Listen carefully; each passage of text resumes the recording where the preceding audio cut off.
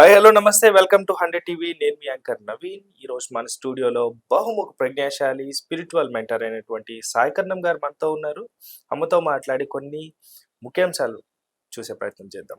నమస్తే అమ్మా, welcome to 100 TV. నమస్తే, థ్యాంక్ యూ. ప్రజెంట్ జరుగుతున్నటువంటి అత్యంత ఒక ఎంతో దుమారం చెలరేగుతున్నటువంటి అంశం అని చెప్పుకోవచ్చు, సమంత నాగ చైతన్య గారి విషయం.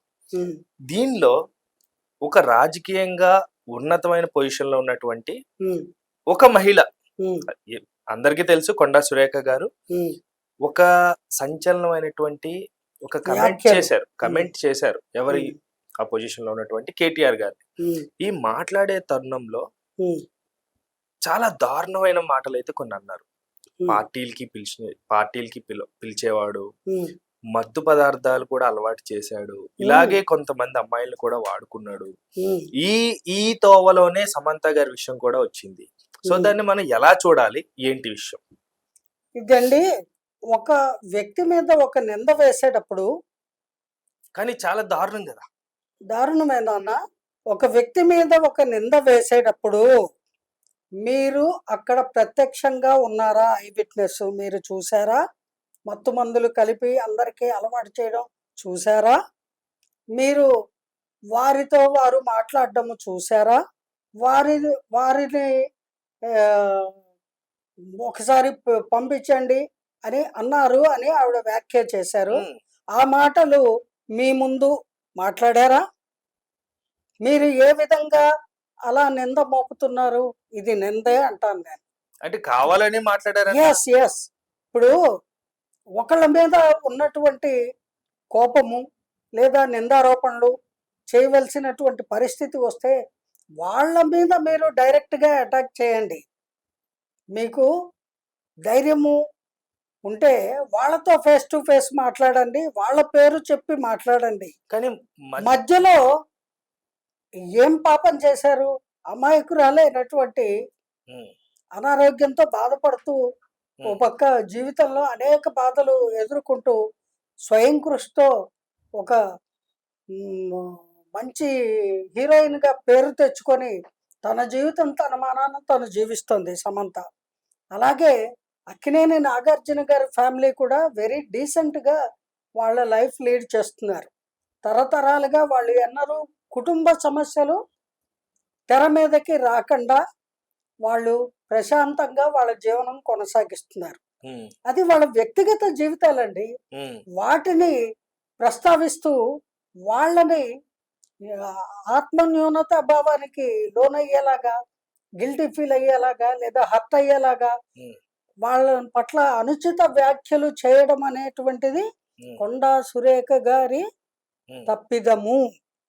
ఈ తప్పు ఆవిడ ఫోన్లోనో ఎలాగో చేయలా, బహిరంగ సభలో చేశారు. అది కూడా ఒక ఉన్నతమైన పొజిషన్ లో పక్కన అటు ఇటు కూడా చాలా మంది సభ్యులు కూడా ఉన్నారు.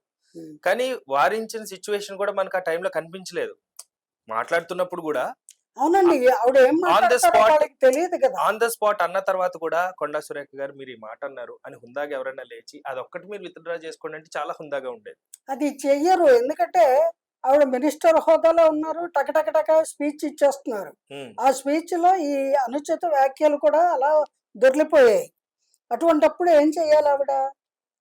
అదే సభలో నేను ఒకటనబోయి ఒకటన్నాను, దీన్ని మీరు అర్థం చేసుకోండి, పొరపాటున సమంత గారి ప్రస్తావన తెచ్చాను అని ఒప్పుకోవాలి. లేకపోతే అది తప్పు అనేది లోకమంతా ఇప్పుడు కోడైకి వస్తున్నారు కదా. ఇప్పుడు ఆవిడ దానికి సమాధానం చెప్పి తీరాలి పబ్లిక్ లో. కానీ అమ్మ ఒక్క విషయం, ఇప్పుడు మాట్లాడారు అంటే ఒక విషయంలో వాళ్ళు విడిపోవడానికి కారణం అన్న ఓకే, కొంతవరకు పర్వాలేదు అని అనుకోవచ్చు. కానీ చాలా తీవ్రమైన విమర్శ చేశారు. అంటే మత్తు పదార్థాలు అలవాటు చేశారు, పార్టీస్ కి పిలిచేవాడు, ఇలాగే సమంత గారు కూడా.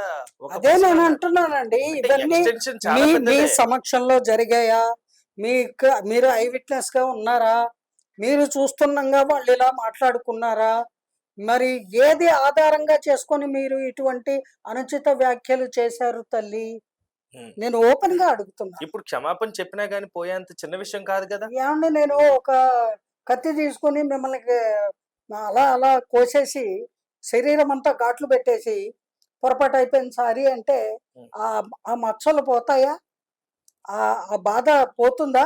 ఉమ్, కొన్నేళ్ళు పడుతుంది కదా, ఆ మచ్చ మిగిలిపోతుంది కదా. ఉమ్. అందుకని ఒక మాట పెదవి దాటితే పృథివి దాటుతుంది అని పెద్దలు అన్నారు. అందుకని మాట మాట్లాడేటప్పుడు చాలా జాగ్రత్తగా మనం మాట్లాడాలి. అందులో పబ్లిక్‌లో స్పీచ్ ఇచ్చేటప్పుడు మరింత జాగ్రత్తగా మాట్లాడడం అనేది ఉమ్. ఎవ్వరికైనా కూడా అవసరం అండి. ఆవిడకి నేర్పించాల్సినంత చిన్న పర్సన్ కూడా కాదు కదమ్మా. అవును. ఎందుకంటే ఒక మినిస్టర్ హోదాలో ఉన్నారు. ఇప్పుడు పోనీ ఇదే ఇప్పుడు ఫస్ట్ మినిస్టర్ మీరు అంటే అలా కాదు కదా. అనకండి. మీరు అలా అనకండి. ఇప్పుడు నేర్పించాల్సిన పరిస్థితి ఆవిడ తెచ్చుకున్నారు స్వయంగా. ఉమ్, మరి ఇలా మాట్లాడటం ఎలా చేశారు? నేర్పించరానంత మంచి వక్త అయితే ఆవిడ ఉమ్. యాజ్ ఎ పొలిటీషియన్‌గా ఇటువంటి మాటలు మాట్లాడరు కదా! కానీ రాజకీయాల్లో ఎప్పటి నుంచో కూడా ఆవిడకి ఒక ముద్ర ఉన్నది. కానీ ఎట్లాంటిది ఇప్పుడు జరిగిన విషయంలో చూస్తుంటే ఇప్పుడు క్వైట్ ఆపోజిట్ గా కనిపిస్తున్నది కదా. తప్పు ఒకసారి చేశాక ఆ తప్పుకి మానసిక క్షోభని అనుభవిస్తున్నారు వాళ్ళు. ఈవిడ అన్న మాటలకి.